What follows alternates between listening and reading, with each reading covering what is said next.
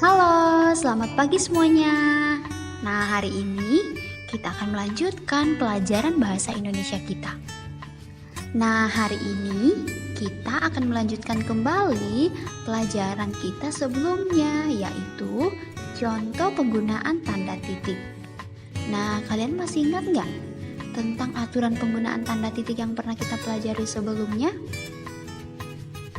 Oke, nah jadi tanda titik itu adalah tanda akhir dari suatu kalimat. Nah, jadi itulah sebabnya tanda titik diletakkan di akhir kalimat. Nah, jadi ingat kita selalu meletakkan tanda titik di akhir kalimat. Nah, perhatikan contoh berikut.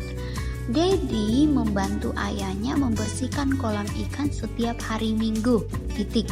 Nah, dari kalimat ini kita bisa melihat bahwa di awal kalimat kita selalu menggunakan huruf kapital. Kemudian di sini huruf M pada kata minggu juga menggunakan huruf kapital karena itu adalah nama hari. Ya, kemudian di akhir kalimat ini kita menambahkan tanda titik. Nah, di contoh yang kedua, Edo membeli makanan untuk kucingnya setiap hari Senin dan Kamis. Titik. Nah, di sini karena hanya satu kalimat, jadi kita langsung saja menambahkan tanda titik di bagian akhir dari kalimat ini. Jangan lupa penggunaan huruf kapital di awal kalimat, pada nama orang dan juga pada penulisan nama hari. Nah, selanjutnya contoh yang ketiga. Pak Danu memelihara seekor anjing.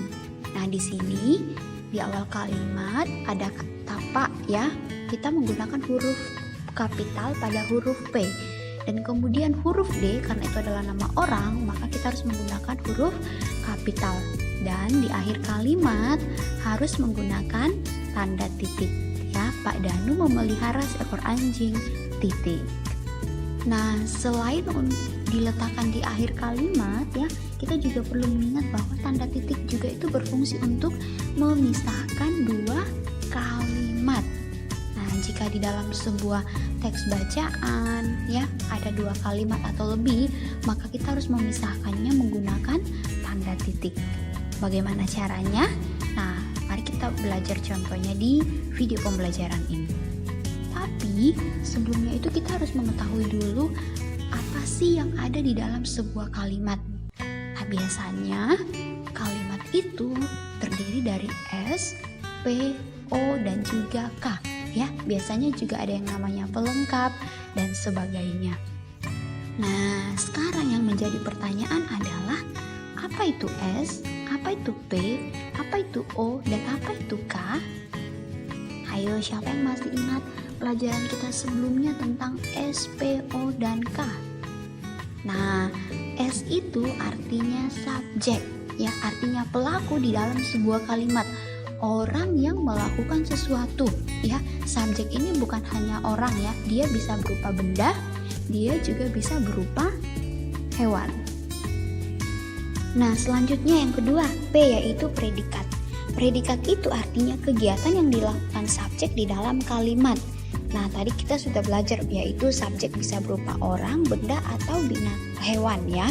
Nah, jadi dalam hal ini predikat itu artinya kegiatan yang dilakukan oleh seseorang ya, atau mungkin yang dilakukan oleh hewan-hewan tertentu. Kalau misalnya subjeknya dalam kalimat itu adalah hewan.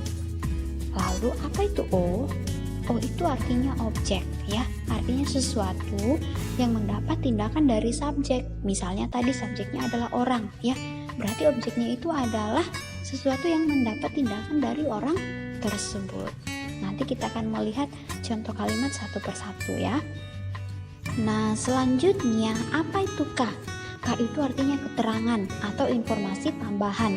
Nah, K ini banyak macamnya, dia bisa berupa keterangan waktu, keterangan tempat, selain itu ada keterangan cara, dan masih banyak lagi. Jadi K itu adalah keterangan atau informasi tambahan. Nah, sekarang yuk kita lihat contoh yang pertama. Lani dan Betty memelihara kelinci. Kelinci-kelinci mereka dipelihara di kandang.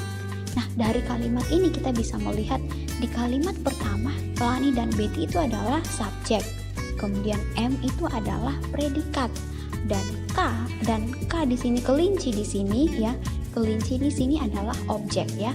Lani dan Betty memelihara kelinci itu adalah satu kalimat, sehingga kita perlu menambahkan tanda titik setelah kalimat itu.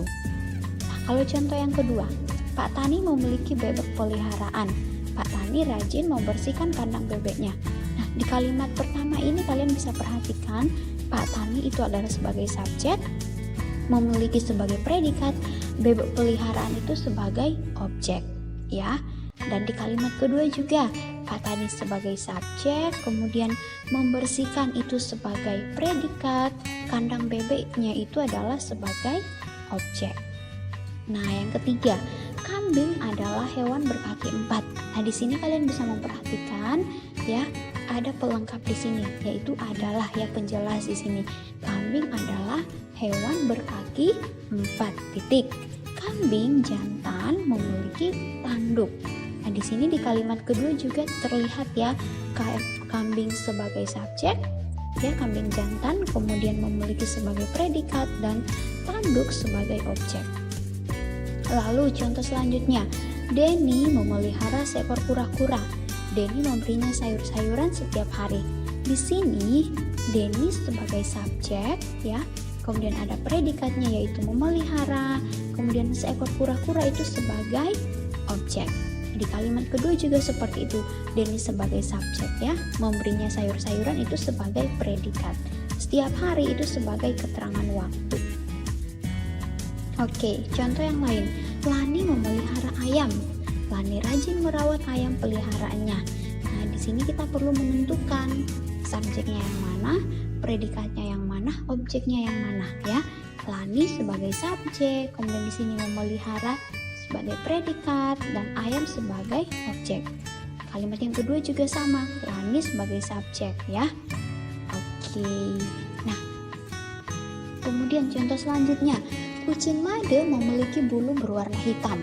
Seperti yang sudah sampaikan sebelumnya bahwa subjek itu bukan selalu berupa orang ya, tapi bisa berupa hewan. Di sini kucing made sebagai subjek, kemudian predikat memiliki, kemudian memiliki bulu sebagai objek. Di sini ada keterangan tambahannya ya, berwarna hitam. Selanjutnya, Made rajin memandikan dan merawatnya. Itu kalimat yang kedua. Oke, sampai di sini dulu pelajaran kita hari ini tentang aturan atau contoh penggunaan tanda titik di dalam kalimat. Sampai jumpa di video pembelajaran selanjutnya. Terima kasih.